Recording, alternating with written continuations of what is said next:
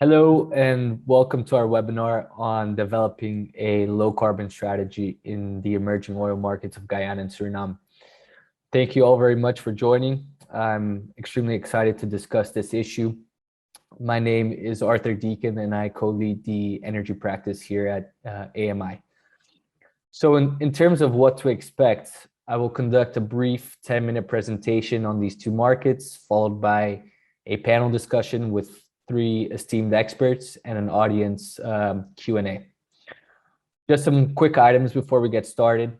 As I know many of you are wondering about this, the presentation will be recorded and it will be shared. If you want to ask questions, please use the chat box to the right. Our panelists or myself will answer them live by voice. Okay, great. So let's get started. In the next slide, just our legal notice. Please read it at your discretion. I'm not going to bore you, but essentially says we verify the accuracy of our information, but will not be held responsible for any inaccuracies. The next slide, just want to briefly tell you guys about AMI, in case you don't know who we are. AMI, which is short for America's Market Intelligence, it's a leading independent market research firm, and we're focused on several different sectors in Latin America, including energy, of course. We've completed over 3,000 assignments, consulting assignments in the region since 1992, and we have affiliate offices throughout Latin America. So this allows us to deliver intelligence based on the-ground interviews with sources. In the next slide, I just want to talk a little bit more about our bread and butter. What we do essentially is help clients make strategic decisions based on intelligence and advice. To do this, we focus on three key buckets. So the first one is market research, the second one is competitive intelligence, and the third one is risk analysis. These are all somewhat technical terms, so the best way to describe AMI is through an example. So say you're an American E&P oil company and you're looking to expand into the Guyanese market, but you have no idea how. What we do is conduct interviews with sources on the ground in Guyana and do our own analysis to provide recommendations that are backed by data, of course, that advise things such as which oil block to bid on, who to partner with, the regulations you have to follow, and the main risks that you must mitigate. So in simpler terms, we basically try to pave the path for a successful venture that is aligned with your company's goals and beliefs.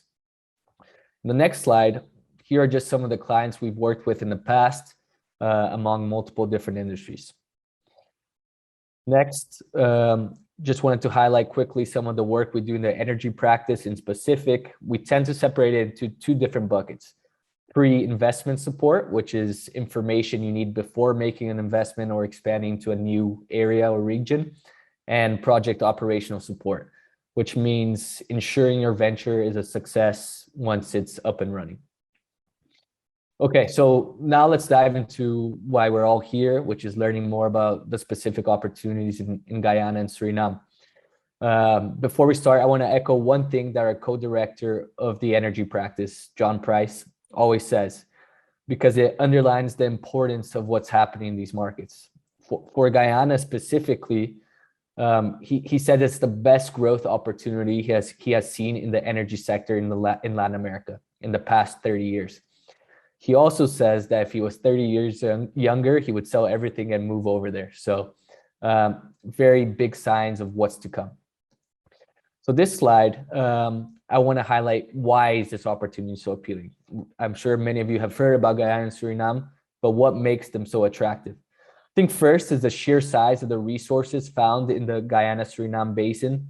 In the Starbeck block, which is the most advanced oil field in Guyana, a consortium made up of Exxon, Hess, and CNOOC, have found 10 billion barrels of recoverable oil.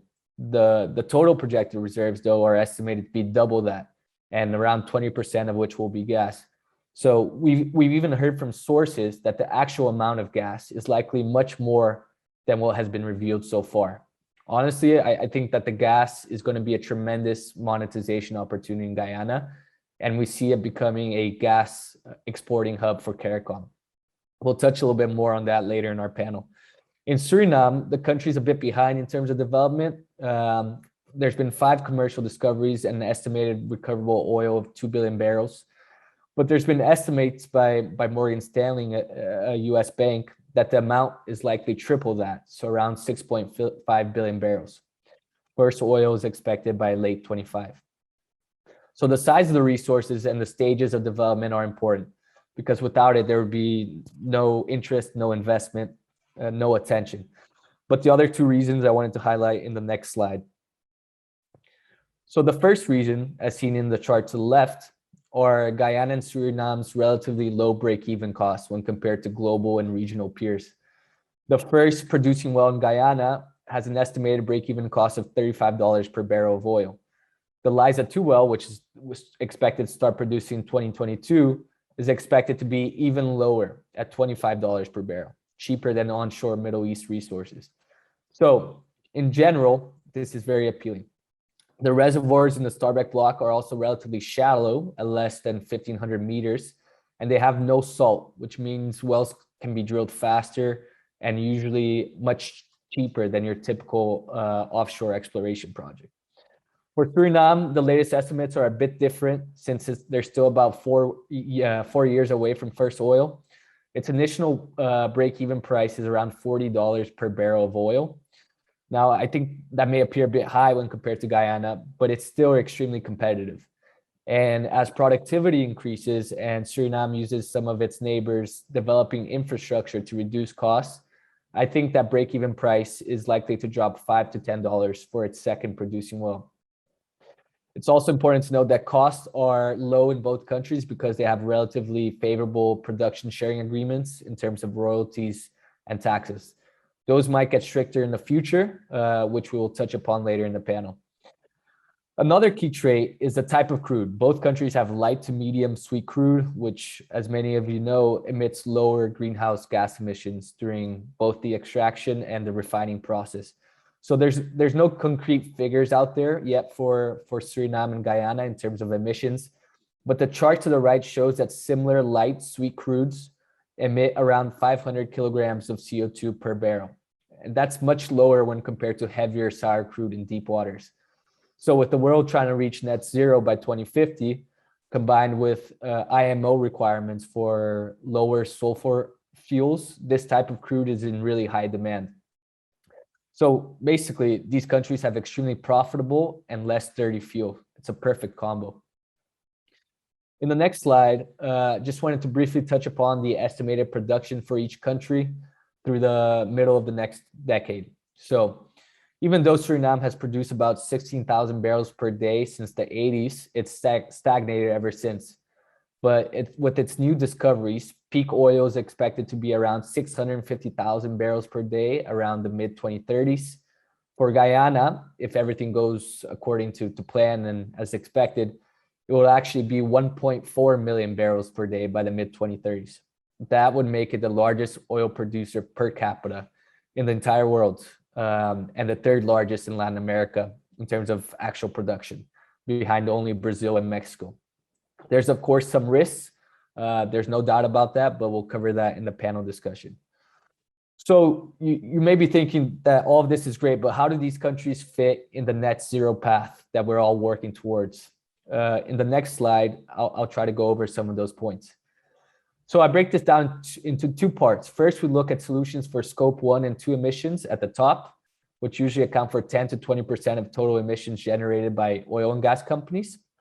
And for scope 1 and 2, I would have to single out the elimination of routine flaring, as it usually accounts for a large portion of emissions.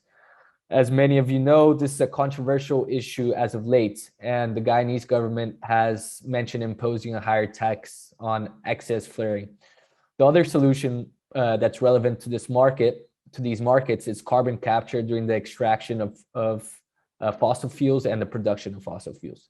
Decarbonizing FPSOs and ensuring there's no leaks in the midstream infrastructure are also very important. But most importantly is reducing scope 3 emissions, which account for 80 to 90% of oil and gas companies' emissions. So how do you do that? I think for these 2 countries, the most relevant aspect is working with the governments to create a structured carbon tax. So the price for carbon has to be balanced in the sense that it's not too high, that it harms investment, but at the same time, not too low, that it's basically ineffective. It's got to be supported by a set of climate policies, and the tax also has to be revenue neutral. So it would mean that every dollar generated by this tax is returned to the population in the form of reducing tax credits. This prevents that a historically poor society has to pay more taxes. I also think that for Scope 3 emissions, it's important to produce lower carbon fuels, such as green hydrogen, gas with carbon capture, and renewable diesel when possible.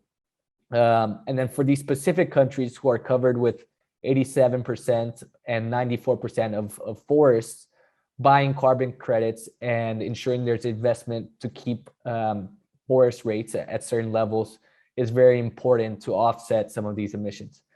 All of these things are going to require large investments, no doubt about that. But through public-private partnerships and intentional actions, I think it's possible to get there. So let's now move to a quick poll question and then the beginning of our panel. So as many of you guys can see, we wanted to know what the greatest concern you have related to operating in Guyana or Suriname. I know that many of these risks apply, and trust me, we know that they can be challenging markets, but we'd like you to just select one that's the most challenging for you guys. We'll give it about 30 seconds. In the meantime, I'm just going to post some of the articles that AMI has written about this subject in the past in case you'd like further reading.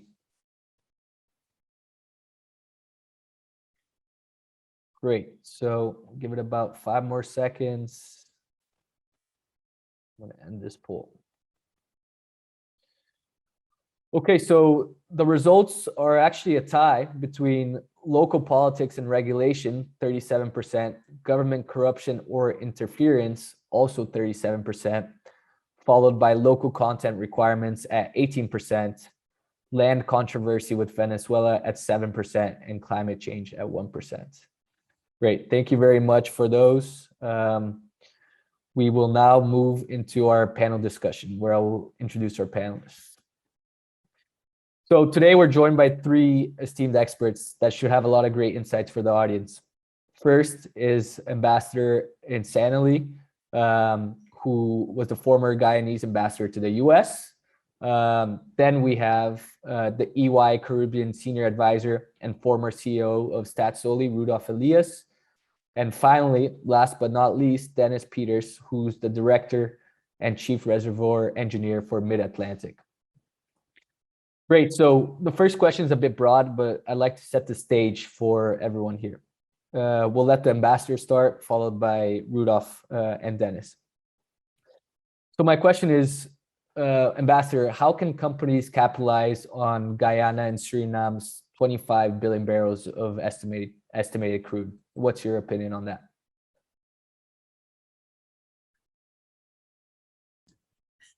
Forgot to unmute.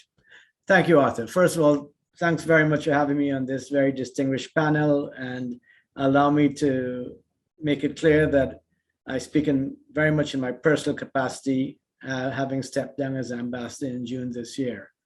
I wanted to come at this question from a slightly different perspective, not so much from how companies could capitalize on the vast reserves in Guyana, but how Guyana itself could capitalize on its huge riches. When I was ambassador, I was called upon to speak to several different audiences about the dramatic events unfolding offshore Guyana. And the main point I would tend to make was that there was huge excitement and there was a lot of apprehension as well. Huge excitement because of the vastness of the reserves and the fact that Guyana seemed about to make good on its massive potential that we've talked about for years, and apprehension because we're half the population we should be. We are worried about the resource curse, and we are also suffering still from the effects of the brain drain, which has spanned generations in all sectors of society. And it is no secret that we lack institutional, human, and technical capacity. The government of President Ali, and along with Vice President Jack Deo, the government recognizes this, and they have a very ambitious agenda to make the most of the oil and gas earnings to transform the country. They're keen, among other things, to develop Guyana's infrastructure, to provide cheap power through a gas to shore project, to diversify the economy, and to pursue a low carbon development strategy. I believe that these areas of focus of the government provide companies that are willing to invest and enter into partnerships with the government and people of Guyana huge opportunities to capitalize on the resources. There's a bit more I could say, but in the interest of time, I'll allow my colleagues to come in at this point, and if necessary, I can always come back to make a few more points. Thank you, Ambassador. Rudolph, any comments about Suriname? Yeah, thank you very much for having me on this panel. I also want to go for the perspective of the country itself, of Suriname, what we should do in order to capitalize, because for the IOCs that are drilling offshore and that will extract the oil, things are simple. They will be able to that and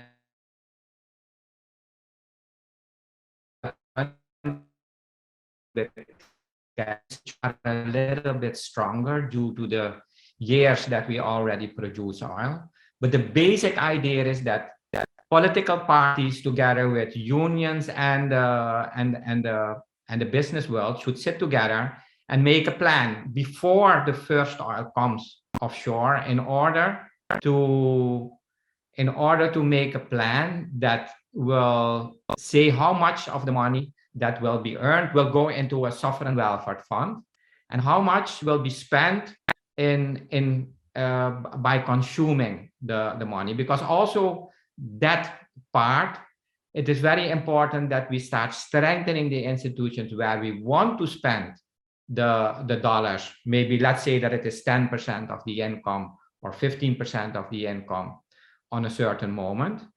That if we don't do that, then the money will flow into the institutions and that will create corruption. And that is also why I say, if we make the plans today, 4 years or 5 years before the first income comes, I am positive that we will go towards Norway and less towards Venezuela and countries like Equatorial Guinea that went very bad with the oil dollars. I mean, this is more or less the simple facts that I want to bring to open the discussion. Yes, I agree. And I think there's been comments on the National Resource Fund for Guyana and the model it should follow. So we'll address a bit more of that in the Q&A part. But my next question is about low carbon and this net zero path that we're all going towards collectively. Which country will do best in a low carbon world? We can start with Ambassador or Dennis, whoever feels most comfortable, and then back to you, Rudolph, for Suriname. I think Dennis might be deferring to me. I don't know why, since I'm no expert on this type of thing. But I won't be so bold as to predict which country would do best. I think none of us really has a crystal ball. It all comes down to the type of systems that the countries would be putting into place. What I think is particularly encouraging is the closer relationship being developed between the governments of Guyana and Suriname at the highest levels, and the establishment of the Strategic Dialogue and Cooperation Platform as a mechanism to advance closer cooperation in the management of the natural resources sector, in the pursuit of low carbon development, and in the overall development of the two countries. Both countries are looking at complementarity and cooperation, not competition with each other. And I think that's greatly promising for the future development of the two countries. What was particularly noteworthy, I think, was the coordination of positions and a joint approach to squaring the circle of pursuing oil and gas development whilst maintaining a commitment to low carbon development before COP26. This makes perfect sense, especially given that Guyana and Suriname possess perhaps the most forest cover per capita in the world, with both countries acting as carbon sinks. One additional point, I think that Guyana and Suriname, along with Trinidad and Tobago, have the potential to anchor energy security in CARICOM, and to anchor the future development of the Caribbean region by pursuing hydrocarbons, but also by leading the way in the development of renewable energy resources. Over to you, Dennis. I think you're on mute, Dennis. Yeah, Dennis, you're still on mute.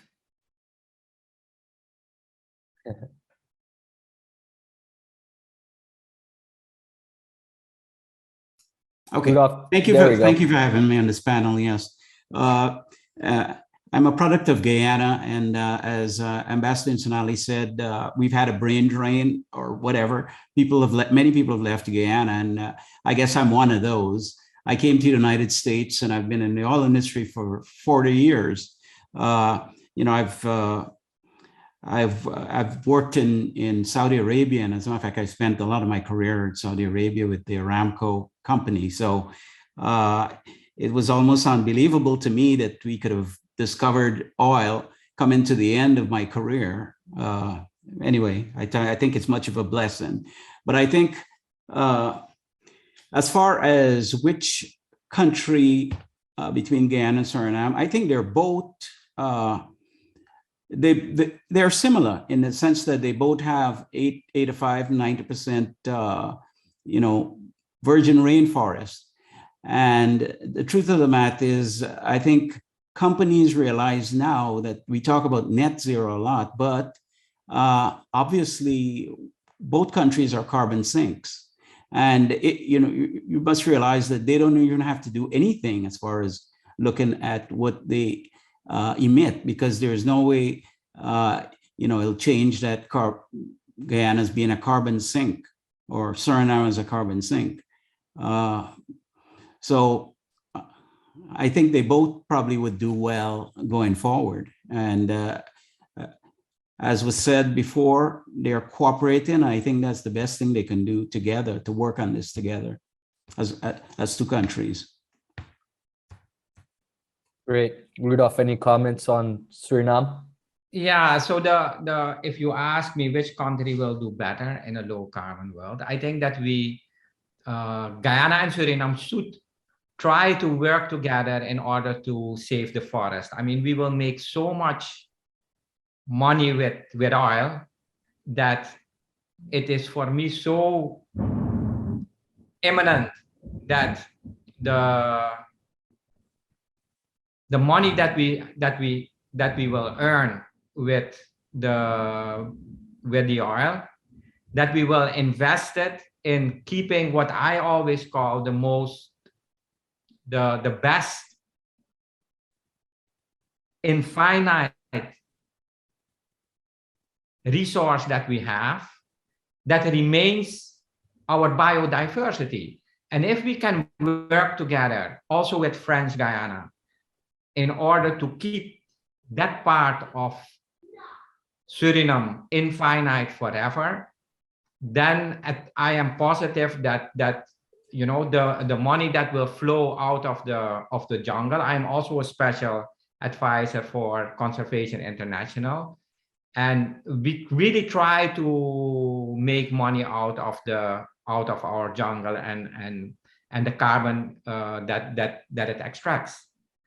If we can work together, especially with the three countries, I am positive that the children and our children's children will be happy, not only for the Sovereign Wealth Fund, but for the fact that we use the oil dollars in order to save our most precious natural resource, which is our biodiversity. I'm sorry, the power went out. I'm in Italy, but the power went out because there is a thunderstorm outside. No problem, no problem. We can hear you well. So yeah, it seems clear that both countries are carbon sinks with their forest cover. But what can oil and gas companies operating in those countries do to lower their carbon footprints? You know, I mentioned a couple of strategies that they could implement. Dennis, you as director of Mid-Atlantic, who's operating in the Kanje block, what's your perspective on that? Is there anything you guys are doing to lower your carbon footprint? Well, for one, it's offshore, and we're in deep water. A lot of our, the wellheads are on the seafloor right now, so it's not like we've got stuff on land that's emitting a lot. The main area that we're going to have to look at is the FPSOs. We've had compressor failures on the FPSO, and they've had to flare a lot of gas, and that has been a problem, which I think Exxon has corrected. I think for now, a lot of the emissions, I mean, that's where they come from. So, we're looking very much at trying to control what happens on that FPSO. So until we get refineries, say, on land, if we go that way, and we're thinking we may not, I don't know, but we'll just have to see, because we'll just have to see. But what happens is there's no processing of the hydrocarbons on land right now. And Guyana itself, I don't know how much of we have a pipeline that's going to go to shore, right? A gas pipeline. And so we're going to use some of it for power. But Guyana, at last count, has had 150 sites where they could actually do hydroelectricity. And I think they've started on one already. Plus we've got, an abundance of sun and wind. So I don't think we're going to be using much of the hydrocarbons in Guyana ourselves. Makes sense. Okay, great. So outside of the Starbeck block and Block 58, which are the most advanced oil fields in both countries, are there any challenges that exist in exploring and producing in the Guyana Suriname basin? There's been a lot of talk about upcoming oil auctions in Guyana in Q3 of 2022, and especially Block C. And in Suriname, we see a consortium of Qatar, Petroleum, Total, and Staatsolie being awarded blocks 5, 6, and 8. So there's obviously a lot of attention from investors. But Dennis and Rudolph, what challenges still exist in exploring the basin, and are there any opportunities that are especially appealing? Well, to begin Block C, probably we're looking at in excess of 10,000 feet, over 3,000 meters of water. So that's considered extra deep, but on Block C anyway. So as we go further out, we're going into deeper and deeper depths. So that's going to be a challenge. There are only, certain companies that can actually work in that depth. But other than that, I think all blocks are prospective right now. There's a fully working hydrocarbon system that we see, because, look at the discoveries that we've had on Stabroek. So in that sense, I think almost all the blocks right now appear to be prospective. It may just be the type of hydrocarbon that you found. We found, on Kaichor and some of the other blocks, the oil is heavier. And then in some blocks, as we head towards the west, it seems to be lighter or condensates and more gas. So there's a combination of oil, gas, and whatever. Some of the blocks and the hydrocarbon that you find may not be profitable right now, but if you found, you make other discoveries on those blocks, it may become profitable. So obviously, The lighter oil, the medium crudes are going to be developed first, which is what Exxon and Hess and CNOOC are doing. That's all I can say for now. Perhaps I'll say some more later, but I think that's a good answer. Thank you. Rudolph, what about in Suriname? Any appealing blocks over there outside of Block 58 and 52? Yeah, the Block 58, our blocks are a lot smaller than the Stabroek block, of course, that is in Guyana. So there is a lot more prospectivity, especially after the Bonboni well. The Bonboni well, which was drilled by Total and Apache a few months ago, had oil discoveries, maybe not commercial, but it showed that all the aspects that you need in order to have a new oil field, that they are there. I mean, we had trap, we had seal, we had a very nice good oil, and we had a good reservoir. That means that immediately Block 53 of Apache, Petronas, and Cepsa, and the block of Shell together with Hess and Chevron is suddenly very prospective because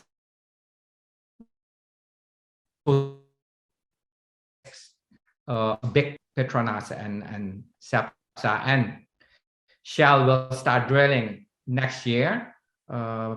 Apache as early as the first quarter of next year, and Shell will be somewhere in the second or in the third quarter of 2022.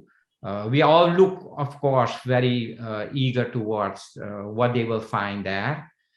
We know that Exxon together with Petronas found a lot of gas in 52.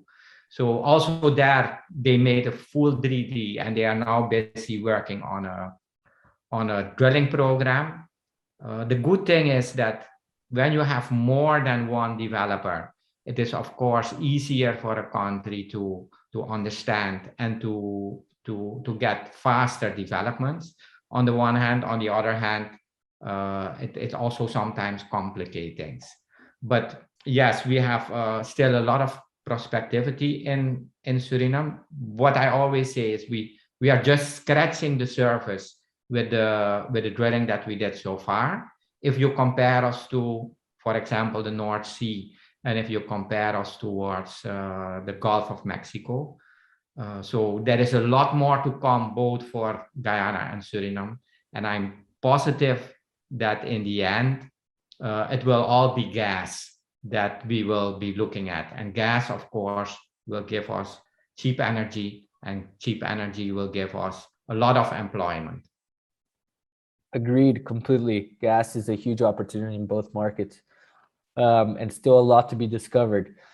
Speaking of gas, there's been a lot of comments from our audience about the gas to shore plants that's proposed in Guyana, 900 million gas to shore plant that's being discussed right now by the government.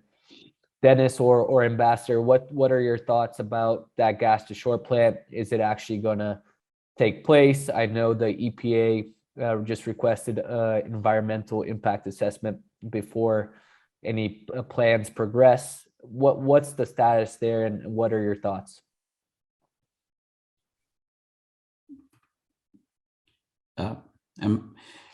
I can just give what my thoughts are. I think it's a very good project. We do need cheap energy in Guyana. Right now, we have one of the highest energy costs in the Caribbean. We also, what we want to do with that is provide electricity for residential use and for industrial use. We're looking at our agro-business that we have in Guyana and be able to supply that. And as soon as it's completed, I'm sure we'll be set up to really grow our agro-business or any other business that we need to work on. The project itself, I'm not sure. now these are just my ideas, but I worked for Aramco for a long time, and Aramco in Saudi Arabia was actually the go-to person or company for Saudi Arabia. If they needed museums built, if they needed schools built, whatever they needed built, any large scale project they had going, the company Aramco provided that service. I think something similar would probably be a good idea in Guyana. In other words, Exxon is running, I mean, they're one of our prime partners. They're accustomed to working on large projects, bringing them, on time and in budget. And they've worked with suppliers. So they have the expertise to do that. And that sort of project, I think, would probably be best run in partnership with Exxon. So anyway, that's just my suggestion, but I'm not sure what the government has planned, but that's what I would do. And that's what Exxon, as being a part of Aramco, as when I joined Exxon in Aramco in 1985, that's what normally happened in Saudi Arabia. So that would be my be my wish. Yeah, it makes sense. I mean, I think Guyana relies heavily on heavy fuel and diesel, which is costly and more polluting, right? So gas to shore could be a good solution for that in terms of cost and in terms of emissions. But I believe it would have to be paired with some sort of carbon capture down the road. If I may, Arthur, just sure. What Dennis had to say, you asked what's going to happen with the gas to shore project. I just think the government has made it a high priority, and I have no doubt it will happen. But like Dennis, I'm not privy to the discussions with Exxon and Hess, although I know from statements made by representatives of both companies, the discussions are ongoing, and I think they are supportive of the project. The government is inviting EOIs for the construction of the power plant and the development of an industrial zone around it. And I think there's no doubt that the gas to shore project will be critical for increased power generation and low electricity costs, as Dennis mentioned, which would lead to greater industrial development across all sectors and allow for economic diversification and enhance competitiveness. Mm-hmm. Agreed. Yeah, I think it's speculative at this point when it's going to happen, but there's no doubt that it will move forward eventually. So looking at the production sharing agreements for both countries, I think it's pretty evident that the Stabroek Block PSA won't be changed. But what are the prospects for future production sharing agreements in Guyana? Will they include higher royalties? And if we can start with Suriname first, Rudolf, what's your take on the PSAs signed by Staatsolie so far? Yeah, so most of the blocks are already given out. Now we are negotiating the nearshore blocks. Of course, the terms and conditions became a little bit harsher because we found oil. When we made the PSCs in the first instance, there was no sign of fall yet, only the speculation that there would be billions of barrels out there. Now we have proved the billions of barrels, so the contract conditions are becoming a little bit more harsh. Not on the amount of taxes or the amount of royalties, those are fixed by law, but it is especially at the participation rights from Staatsolie itself that we started with 5 to 10%, and that grew to 20% in the later blocks, also offshore. And now, if we are looking at the nearshore blocks, we are already have participation rights of 40%. When the development starts, of course, and when the development starts, we have to participate and also pay for development. We don't pay for finding the oil, but we pay from the development on as Staatsolie. The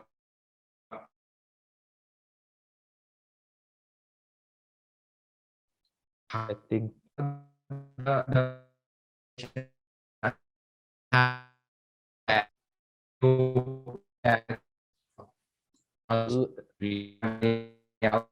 Rudolph, it looks like we're we are, losing you there I for a mean, we are second. very fair.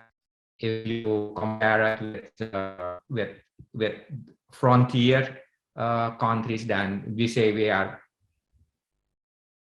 okay. Yeah, what I said is that sometimes it looks very harsh, our terms and conditions. But on the other hand, we are also now, we have proven that there is oil in the basin. So since we have proven that we have oil in the basin, we are not raising the taxes that we are going to establish or the royalties, but it is especially the participation rights from Staatsolie. And of course, our big dream is that we are becoming operator ourselves in especially the lower part where the water depths are not deeper than 85 meters, so we can work with Jacobs. That once we will become an operator there, and that is the way that we will in the future also negotiate contracts. Okay, great. Thank you. Dennis, any thoughts? Oh, I was going to say that, well, it's whatever the market would bear right now. I mean, Guyana is a pretty attractive destination for exploration, oil and gas exploration. I mean, everything looks really good. We've got some blocks left, and I think the government will be in their rights to have a bid round, which is what they've, President Ali and Vice President Jagdeo talked about, having a bid round in 2022. And I think that probably be very, very successful. They've got the Block C, they've got, and they've got, you know, the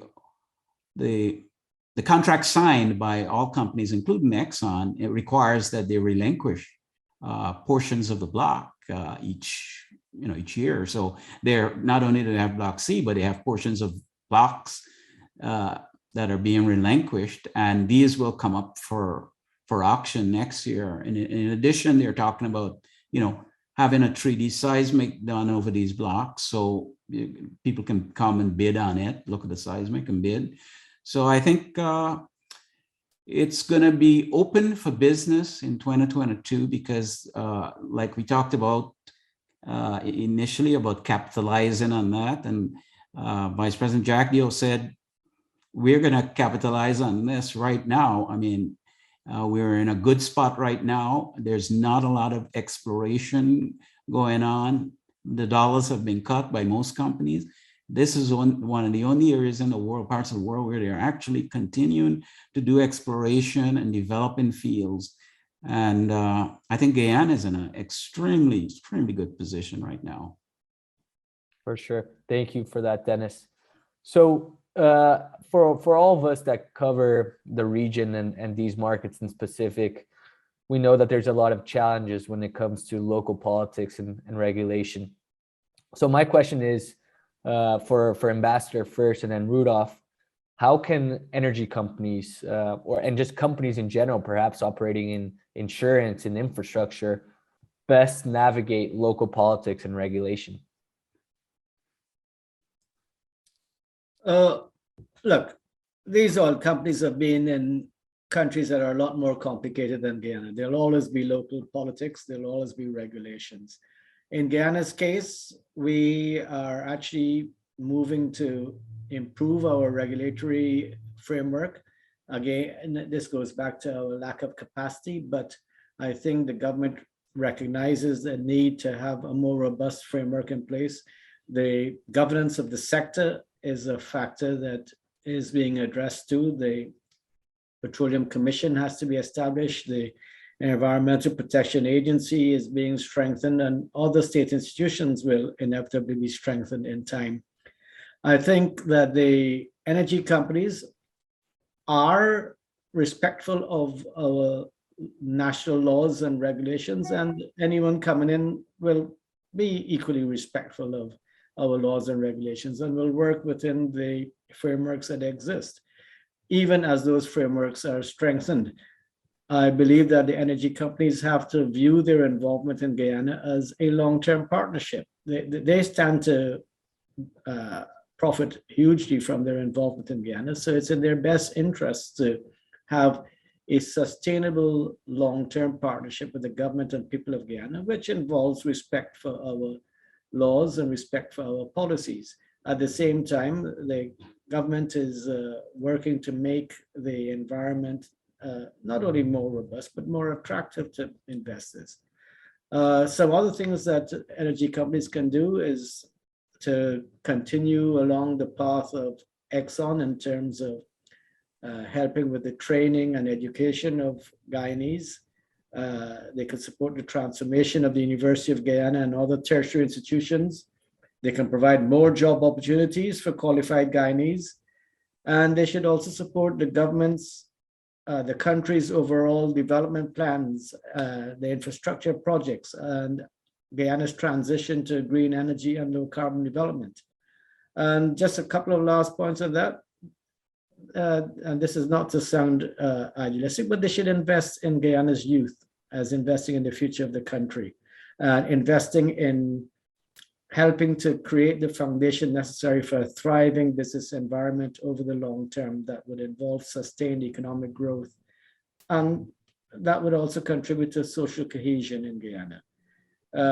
Finally, we have a large and dynamic diaspora.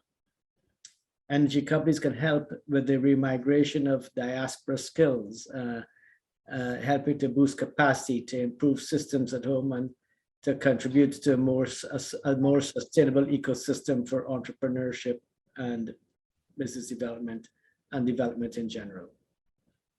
Great, thank you. Rudolph, any comments about navigating local politics in Suriname?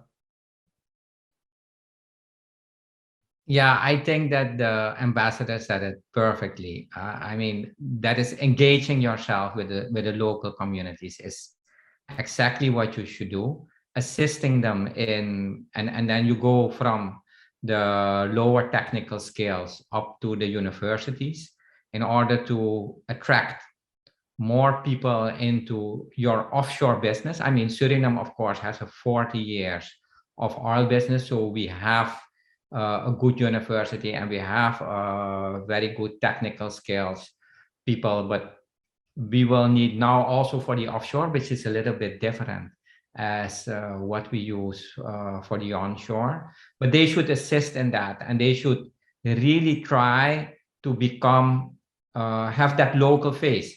You come into the country, try to develop the country in its best way. And of course, in the beginning, it will be difficult to navigate what is the local politics, what should you do here, what should you do there, in order to navigate it in a certain way. And this is, of course, a ball before the open goal for me. I would say come to Ernst & Young in the beginning, and we will guide you to the local politics and the local regulations, in order for you to understand better how you should act in a country like Suriname and Guyana, of course. Yeah, in Guyana. Great, thank you so much. So to leave some question for the Q&A at the end from the audience, let's just move forward. We've covered a lot of substantial ground in what's been a really great discussion, so thank you all. But there's still some questions that remain for energy companies and investors. We simply can't answer all those questions within the webinar because they're longer term strategic questions that need dedicated research. In the next slide, or in this slide, we look at some of these pending questions. So it includes things such as what's the most attractive energy projects in the country, how to effectively comply with local content thresholds, how to navigate local policies to minimize the impact of your investment. And these questions can only be answered with specific studies, right? Which several consultancies, including AMI's energy practice, does frequently. And this brings us to our last poll question, and then a Q&A session with our panel, in which we hope to address some of the questions that we can indeed answer without a study. So the last poll question is, would you be interested in a 30-minute free consultation with AMI's energy practice to discuss your Guyana and or Suriname's business strategy? We'll give just 30 seconds for that.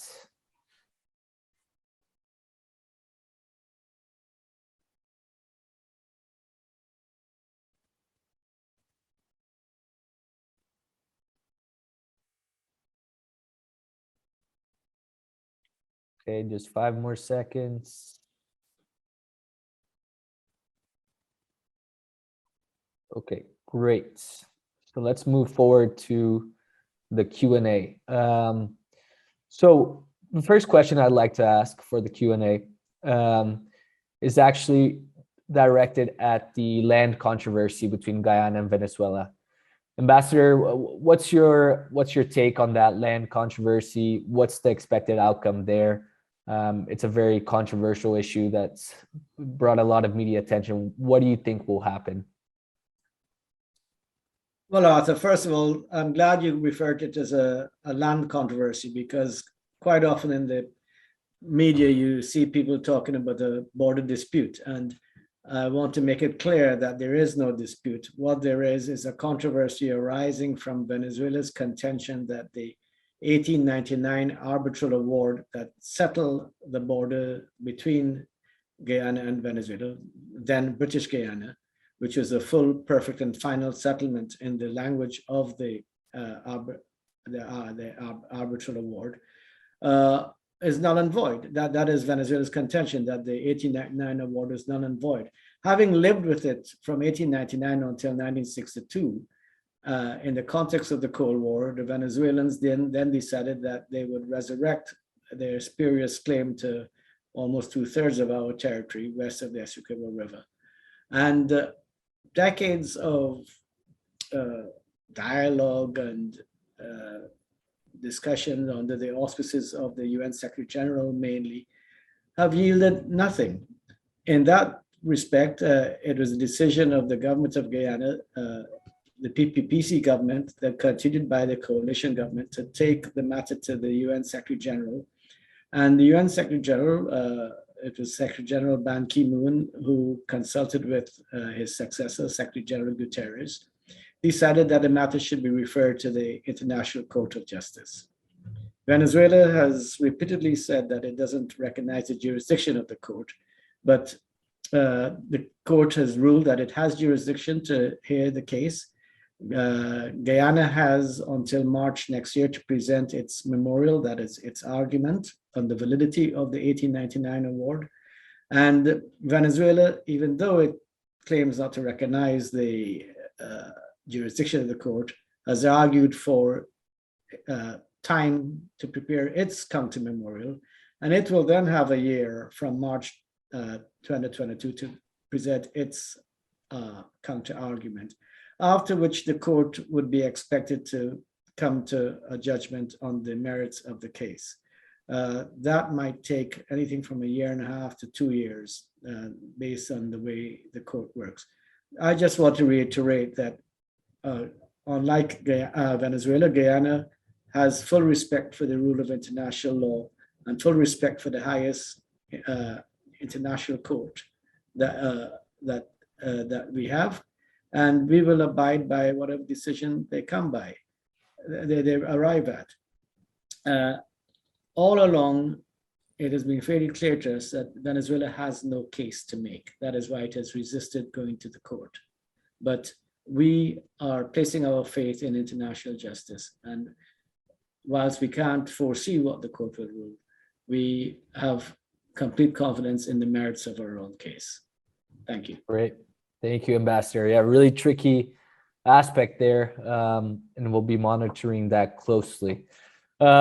Rudolph, question to you from my friend Harmon. What's the importance of the recent production sharing contract between Staatsolie and Chevron? What makes it so important? And I kind of want to combine with another question. You know, does Guyana have an opportunity to have a state oil owned company as well? What's your recommendations on that?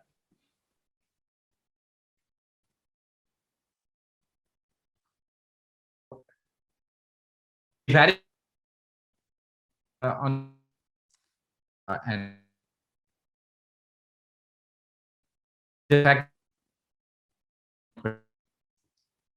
to become an operator, so they will assist us in becoming an operator. That was more or less key to the bid round, where they won those bids. So Chevron won the bid, and Qatar Petroleum and Total on the other two blocks.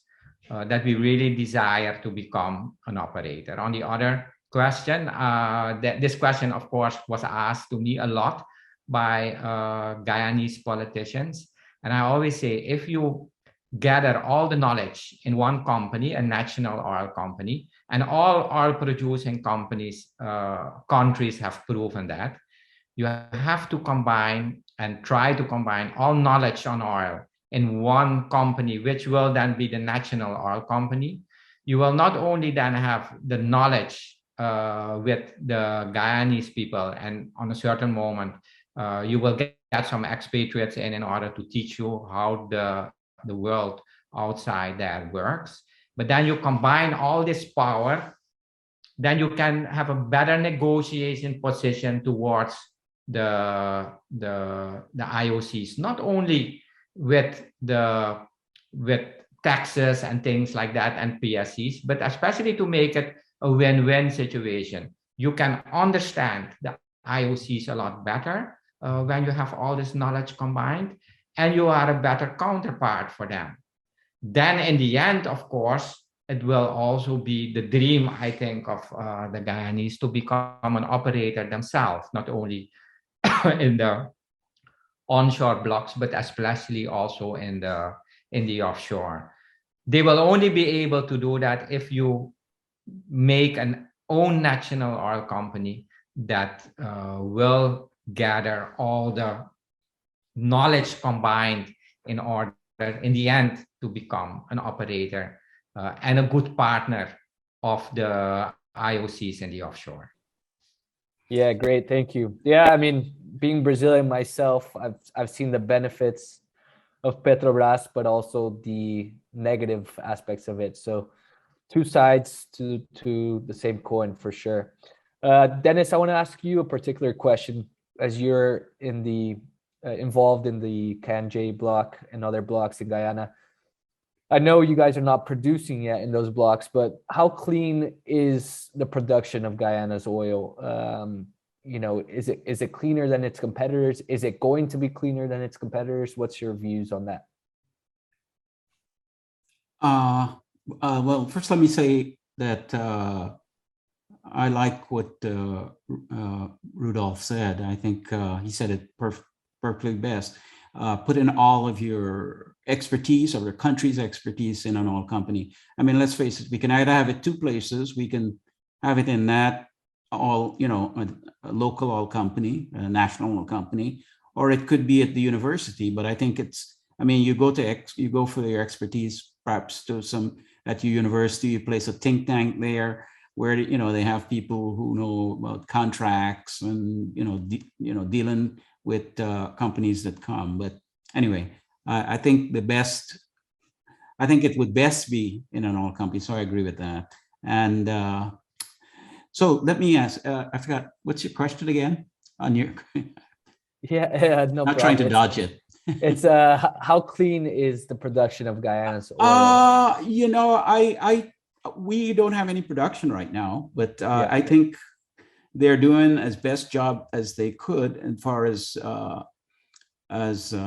producing, without any emissions right now. We've had, like I said, the FPSO where we had problems with the compressor. Exxon had problems with the compressor, and they were flaring gas for weeks.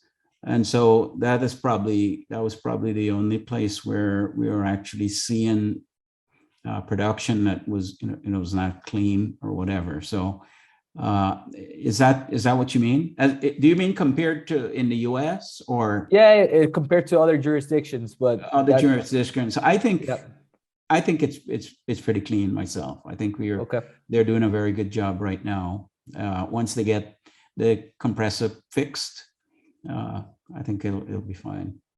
Great. So I'm just getting one more question for Rudolph before he steps out.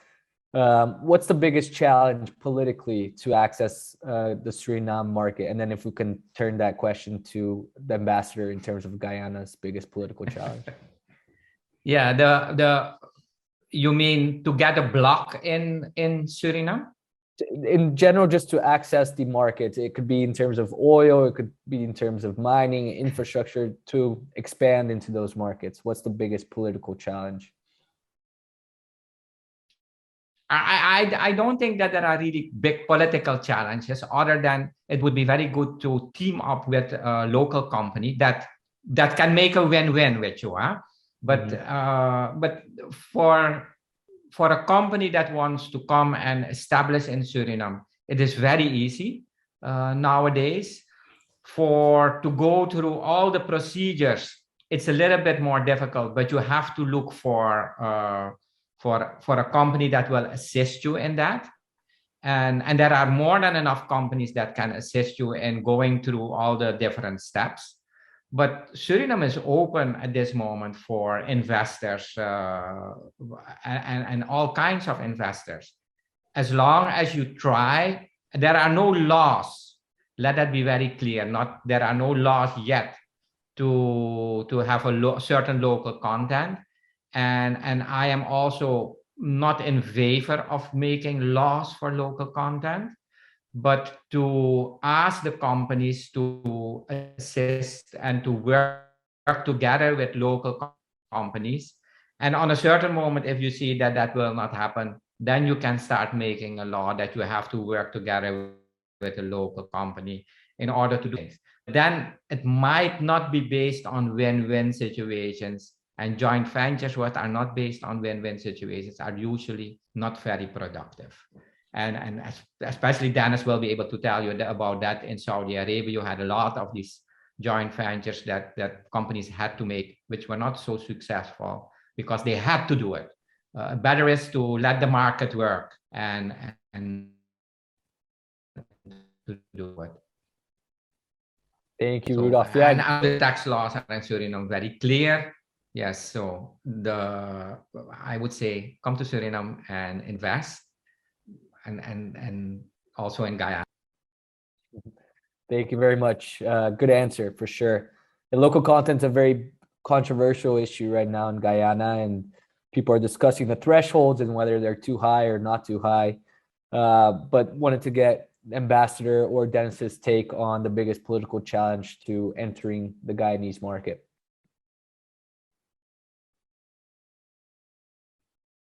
You mean the biggest political challenge for potential investors seeking to enter the Guyanese market? Correct. Yeah. I think it's like any country. You've got to develop an understanding of the political context, the challenges facing any government that's in power in terms of nation building and maintaining social cohesion and advancing a development agenda that takes into consideration the need for national unity. There will always be competing agendas. There will always be dissenting voices. They say that politics is the art of the impossible, and that's why it's the politicians who are the decision makers. I'm no politician. I'm a Guyanese citizen, and I want to see the best for the country.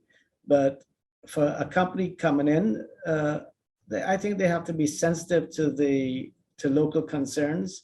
They have to be sensitive to what the government is saying. They have to be sensitive to what the naysayers are saying. And they have to navigate the political and bureaucratic landscape that exists in the country if they're going to be successful in terms of forming the type of partnership I alluded to earlier. There's nothing, I think, incomprehensible about politics. There are complexities, there always will be, and there are nuances, but it's a matter of developing an understanding of what those complexities and nuances are, and working in a genuine partnership with the people and with the government of Guyana. Great. One question about the Natural Resources Fund, the Sovereign Wealth Fund that the law was enacted during the Granger administration, but now the Ali administration is trying to revise it to make it a little bit more arm's length between the politics and the actual management of the fund. Any thoughts on that, Dennis or Ambassador, on what kind of model Guyana should follow in terms of a sovereign wealth fund? There's been a lot of talk of Norway being the pioneer of that, but there's also been talks about Kazakhstan, perhaps. What are your thoughts on that, on allocating or preserving a certain percentage of the oil revenues for future investment and generations? Well, transparency will always be important for any country that comes into oil wealth, and that's no mystery. So I think we've talked about the Norwegian model and as the best model, and I think there have been plans to go in that direction, but I don't know where it is right now. I guess I'd pass this over to Ambassador Insanali. You threw the ball to me. Look, we need a transparent functioning fund. I think the government has a right to review the existing legislation, but we still don't know what the details of the government's proposals will be. And I think those are expected soon. If I think the Attorney General and the Vice President have said as much. There has to be a national conversation, I think. And obviously, all Guyanese want to see a fund that works in the interests of all Guyanese. And there are sufficient models out there that can be adapted to suit our reality. But I'm no expert on these funds. And I think this is best left to those who have studied the funds, those who understand how they meant to function, and those who can see how best a model can be adapted to the Guyanese reality. But I think the sooner we do that, the money is accumulating in New York, and I think that it's in the best interest of the country for those funds to be put under management and for there to be transparent and clear guidelines for how the money will be invested for the benefit of future generations, and how there will be allocations made to deal with force majeure issues such as the pandemic, or just to channel funds, a certain percentage of the funds, into necessary development projects for the country. The president has made a statement recently, made it to a Harvard Business School forum, about a focus being placed on health and education. I think that's very commendable, and that's what most Guyanese would like to see. So we need to have a functioning fund in place as soon as possible, and we need to spend the money wisely. Agreed. This question is from Roger, and he asks, with the hydrocarbon findings and cultural foundations, do you see Guyana and Suriname forming the foundation for the region's future economic development and vibrancy?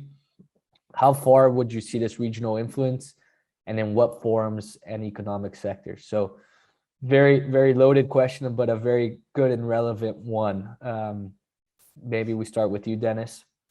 Well, yeah, I mean, they've started already. I mean, it looks like there will be a very, very good cooperation. I understand that they're talking about joint ports and that sort of thing, and sharing information. Of course, they've got some history of oil production already on shore. So I think, and that would be, best for Guyana. But I feel like the Caribbean, which is more of our natural sort of partners all along, would probably be heavily involved also in Guyana. And Guyana only has 700 and whatever people, less than 1 million. So we're going to need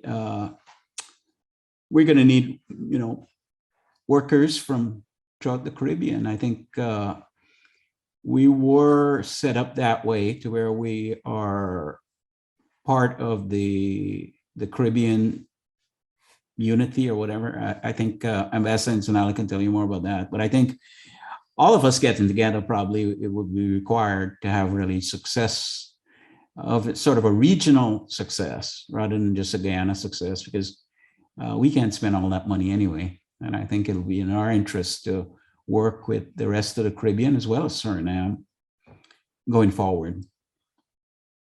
Yes, there's going to be a lot of gas for sure that can be sold outside of the Guyanese market. So lots of potential. Ambassador, do you want to add anything to Just that? quickly, I had already said that I thought that Guyana and Suriname, along with Trinidad and Tobago, could anchor energy security and the development of the Caribbean community. And I still think that that's something that should be pursued. The exact precise mechanisms for doing that would have to be explored, but we would have to look at some sort of mechanism whereby we could share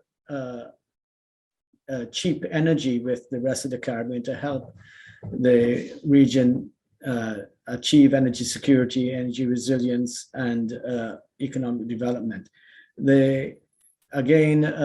These are just big ideas, and they need to be fleshed out.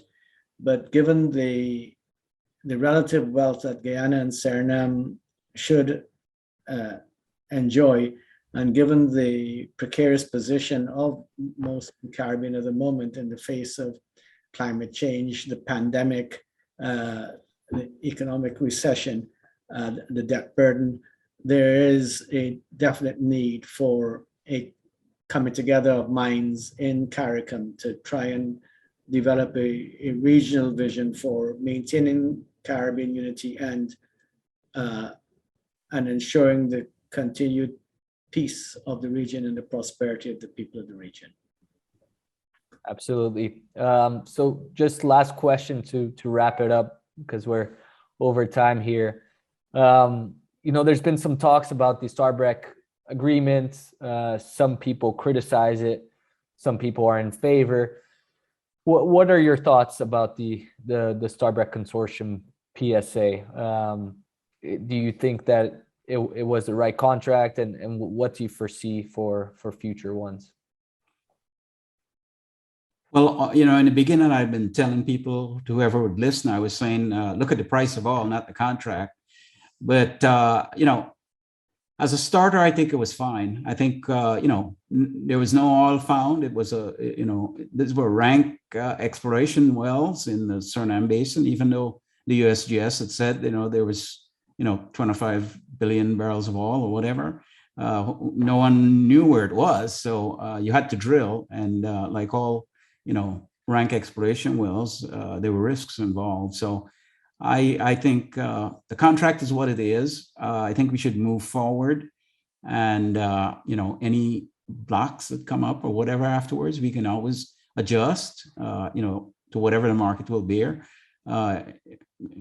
right now. So I think the contract was fine. Let's face it now, right? Guyana is now looking like they knew a lot about this stuff, because they